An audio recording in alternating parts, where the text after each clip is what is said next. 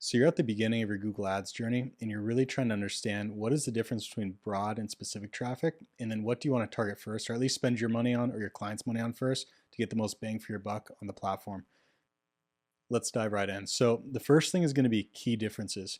Key differences is going to be around the intent of the actual traffic. So whenever you go broad to specific, and you could also say specific is longer tail, it could be low hanging fruit, whatever you want to call it, it's generally going to have more intent, right? Whereas broad might not be as low in the funnel, but there's going to be more of it. So you can convert it down funnel and then eventually convert it into a purchaser or a lead, whatever type of traffic you're trying to drive. So the biggest thing is really the intent behind what people are searching on the PPC side, and how much do you want to pay for more specific type traffic, or do you want to go broader and try to play your hand at converting that traffic. There's really two styles. I'm going to talk about what's most important to us, what we do for our clients. It usually yields the most success, and then also you can kind of make your own conclusion based off of this video. So the next thing is going to be types of advertising.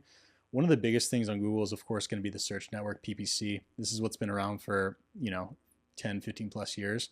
And this is really what's centered around keyword targeting. There are other facets of keyword targeting. You can use it on the YouTube audience side, you can use it on display, but in most cases when we're talking keyword targeting, it's going to be on PPC search.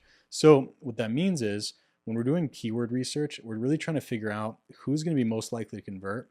When it comes to keywords, generally people who are more likely to convert are going to be lower in the funnel of their education process around the product or service they're looking for.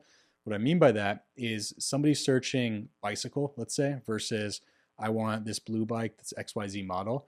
There's two differences there, right? Some people might understand they just want a bike. They don't really know what they want yet. They're going to go to the market and try to figure it out.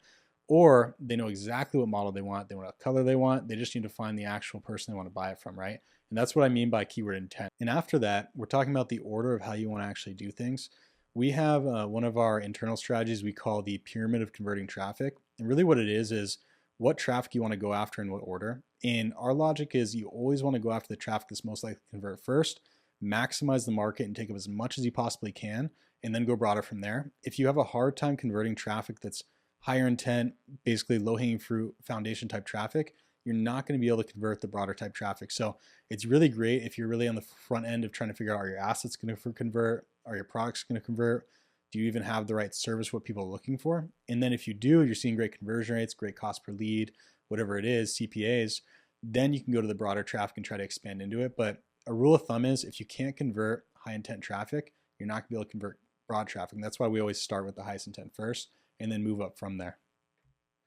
Next thing is going to be targeting. So with targeting, the biggest thing that we do is focus on phrase match keywords. If you're new to Google, there's different types of settings you can use on keywords. Phrase match is going to be telling Google you only want to show for people who search your term or terms around the term. So if it's blue bike, you're going to be showing for people who search blue bike, or I want to buy a blue bike. Where can I get a blue bike? Whatever it is, it has to include the phrase or something very, very similar, like a synonym to that phrase for your ad to show. What that does though, just before I move on, is allows you to have control over the intent, right? We talked about intent in this video. You want to make sure you don't let Google stray away from that. Google is infamous when it comes to wanting to spend your money, and they will do it without a problem, unapologetically. So you really want to keep it on a leash and have certain settings like phrase match in there before you let Google do what it wants to do. And that way you get the best of both worlds. Next is going to be optimizing keyword targeting. When you get data for your keyword targeting, as you start running the campaigns and finding out what works and what doesn't, you want to generally cut off what's not working. We call it kind of trimming the fat, right? We're going to take off what's not working and then put the money that was on that onto what is. And it's going to exponentially grow the results of your account, because the second you start chopping out the fat and what doesn't work, your cost per lead or cost per acquisition is going to go down, incrementally based off of how much you're cutting out. And the rule of thumb of how you go about that, generally you're going to want to tolerate 2 to 3 times your goal of how to acquire somebody. So let's say you want a lead cost of $100. You might spend $150, $200 on a type of targeting before you decide, okay, it might not be converting, right? Now, there are differences to that. Like if we're going very high intent, very specific, you might want to give it a little more chance because the keyword might not be the problem there. We'll talk about that. If you have the best possible traffic for your market and it's not converting, then we start looking at the assets or the product around the traffic and figure out why is the best possible traffic not converting. So there are different circumstances there, but you don't want to spend $1,000 on targeting just to decide whether or not it's not working. You want to have a very rational threshold to cut off targeting quick, depending on whether it's working or not. Next is going to be scaling horizontally. Google is not an infinite scale when it comes to what you're targeting. There's only a certain amount of people searching each keyword per month. So what's going to happen is you're going to launch a campaign. You're going to have, ad groups and keyword targeting based off of what you feel will convert first. At some point, you're going to hit a ceiling where you can scale there, right? Because there's only a certain amount of people searching those terms each month. And then once you do that and you cap out and you optimize and you get a great cost per lead or acquisition on that ad group and campaign, then you're going to go to another line of targeting, right? And then you're going to keep stacking targeting, next to next to next as you scale the account, instead of having one campaign that just goes up and up and up. If you have a huge market, maybe you'll be able to scale one campaign, but in most cases, you're going to cap out a line of targeting and then you're going to add another one and add another one. It's going to be kind of a staircase, if you will. And that's why we're scaling like this and not just like this, where you might on Facebook or TikTok. Last thing is going to be higher CPMs, higher conversion rates. You will have more expensive traffic when it comes to these longer tail, high intent type keywords.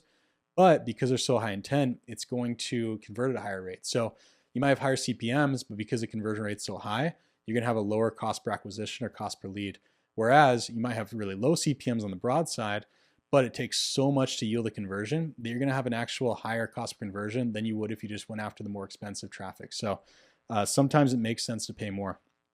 Next is going to be targeting, more specific on the broad side. So when it comes to broad, the biggest thing is making sure you don't fly blind, right? You want to make sure you're doing it with what I call kind of a leash on Google, because Google, once again, will spend your money with no regret. They're just happy spending it. So there are pros and cons. The pro is the more broad the traffic, generally the bigger market. Bigger the market means more you can scale. The con is it's a lot harder to convert that traffic. You need to have more education-based content. You need to have more content that takes them from top of funnel to low of funnel. And it's a lot of work, right?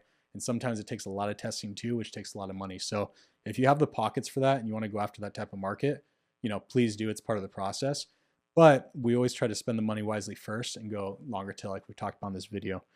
Next is going to be safety measures to take. So there are certain things that you can do. The very basic things you can do is make sure that you have rational budgets towards campaigns where you're going after broad targeting. Google will spend pretty quick. Not only will they spend as much as they can, but they'll spend pretty quick. So you want to make sure you don't have hundreds of dollars on a campaign per day where you only might want to spend $100, right? I know it's a simple idea and a simple rule, but people make this mistake. So make sure you put caps on the targeting as far as spend. That way you don't have any surprise money going out, because it has happened. It can happen by accident, and it's not a good feeling when you spend a bunch of money by accident. So next thing is going to be segmenting. Segmenting is crucial, super, super important for broad targeting, because when it comes to Google's kind of foundation of how they want you to run ads on the platform, they want you to have high relevancy. High relevancy is a lot easier to accomplish when it comes to longer tail, because you can put groupings together that make sense. When it comes to broad, the keywords that relate to each other might be a little bit more of a gray area. So highly recommend segmenting the keywords into different ad groups as closely as you can to the relevance of each other. That way you have the ads and the landing page and the product pages relevant to the actual keywords. You do not want to lump them all together in the same ad group or campaign. If you do that, you're going to get low relevancy, low quality scores, higher CPMs. It's almost going to defeat the purpose of going after broad in the first place. So make sure you segment more heavily when you're going after broad traffic. Last is going to be relevancy matters. So relevancy, like I said, is kind of the core of how Google operates. Google's whole business model is keeping people on their website to continue using. And if they don't serve the traffic relevant material to what they're searching, people stop using Google, right? So relevancy is really important for that purpose. And if you do not cater the campaigns towards that relevancy aspect, Google will absolutely punish you and charge more. It's going to derank you. It's going to give you higher CPMs. So it might take a little bit more work to chop things up a little bit more, have separate campaigns, ad groups, go to the level of extent that you want to have that higher level of relevancy, but it'll be completely worth it. And I highly recommend putting that effort in. Last thing is going to be lower CPMs. So if you segment properly and you have good broad traffic segmented, you will get lower CPMs, which means cheaper traffic. CPM, once again, is going to be the amount these platforms charge to show you to 1,000 people. With PPC, it's a little bit different. We don't talk too much in CPMs because we're talking cost per click, but that's really how it boils down anyways. So if you use broader traffic, you will get lower CPMs. Just make sure you're segmenting properly, or else you won't have that benefit, which is the main purpose. Last thing is just gonna be the recap. So one, start specific, then go broad.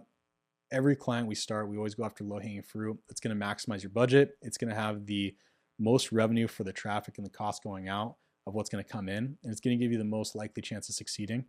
Next is going to be do the math, cut tests off quickly.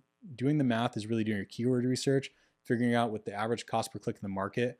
Will it even add up to make sense? You know, sometimes you go after traffic that's just way too expensive, and you might need, 100 clicks, or let's say 25 clicks, whatever it is, to actually convert someone. If you have a conversion rate of 10% on your asset, that means that you need 10 people to the actual asset to get a conversion. And if you have a cost per click of $20 and you need 10 people, that's $200. If you're aiming for a $100 lead cost, it doesn't make sense, right? So you want to do the math. We have, video and articles on how to do that math. You can always leave a comment. We can link it in there. But very, very important, because if you don't do the math and you go after too expensive traffic, you're going to waste some money. It's not going to make sense anyways.